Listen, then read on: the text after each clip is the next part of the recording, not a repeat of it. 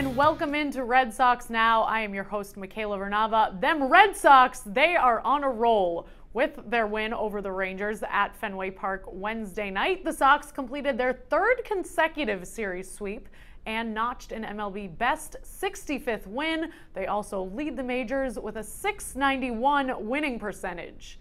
And here's the cherry on top. They're up 3.5 games on the Yankees. That's their largest lead since being a season-high 4 games ahead at the end of play on April 26th.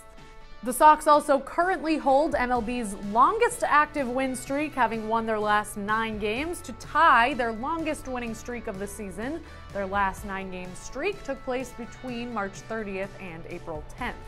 The club has not had multiple win streaks of 9 games or more since 1948. That's 70 years ago, for those of you who can't do quick mental math like me. Back in 1948, they went on a 9 and a 13-game win streak in the same season. Here's some more good news. We are just full of it this show. The schedule is shifting in the Sox' favor for the remainder of the season. The Red Sox played 51 of their first 91 games on the road, more road games than any team in baseball. That's not fair. Well, now they have 38 home games to play and only 30 on the road. And only 4 of those road games are outside the Eastern time zone, which means more R&R. However, I am not by any means saying it's a cream puff schedule from here on out. The Sox do still need to play the Yankees 10 more times and the Astros thrice more. I've always wanted to use the word thrice. Now, I know we've been full of good news, but it can't all be rainbows and butterflies. Let's slide the bad news in and then keep rolling. Third baseman Rafael Devers has been placed on the 10-day disabled list, retroactive to July 11th. He's dealing with left shoulder inflammation. He's hitting .241 with 14 home runs and 48 RBI this season, so the Sox are going to want him back ASAP. And we heard from Dustin Pedroia on Wednesday, and it's sounding more and more likely that we will not be seeing the second baseman this season.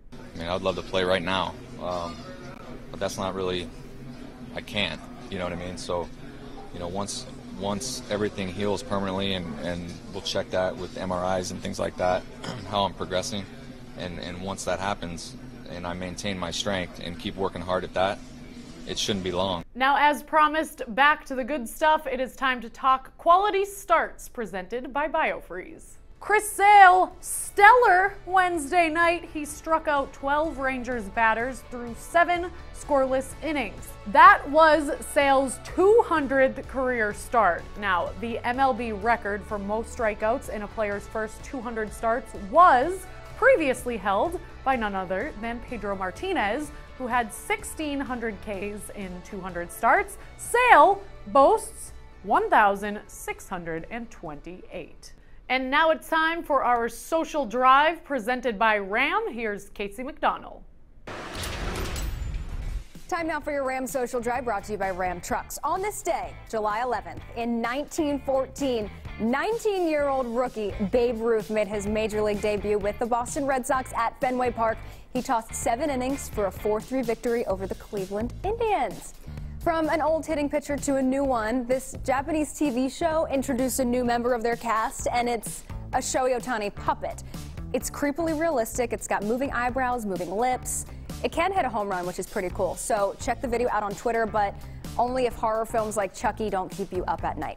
Bachelorette Rebecca Cuffrin, she threw out the first pitch for the Twins earlier today, and to help promote Eddie Rosie Rosario for the MLB All-Star Final vote. You get it, they hand out roses on Bachelor and Bachelorette on the way to winning a wife or husband on TV. Sigh. And by the way, this campaign didn't help him win the final vote. After all, it ended up bringing the Mariners shortstop Gene Segura to Washington next week. So that's your Ram Social Drive. Social Drive is presented by Ram. Come in now to the Ram Summer Clearance event and get a great deal today. The all-new Ram 1500. Comfortably, the most luxurious truck in its class. The most capable Ram 1500 ever, and why more people are switching to Ram than ever before. Thanks, Casey. And as Casey just mentioned, with Seattle shortstop Gene Segura securing the American League final vote, the hashtag VoteBenny campaign, of course, fell flat, sadly. But you have to give the Sox social media team an A for effort. They pulled out all the stops, man. Here's just a small sample. I mean, come on, look at that flow. The answer is simple. Worth noting here, Benny did finish ahead of Giancarlo Stanton in the vote. All of his teammates got involved and he was ambushed. Come on, guys, let the man get some shut-eye in peace. And we've got the car salesman who says there is still room for one more Red Sox All-Star. But sadly, Benny will not be joining the boys in DC unless, of course, he gets the call to be an injury replacement.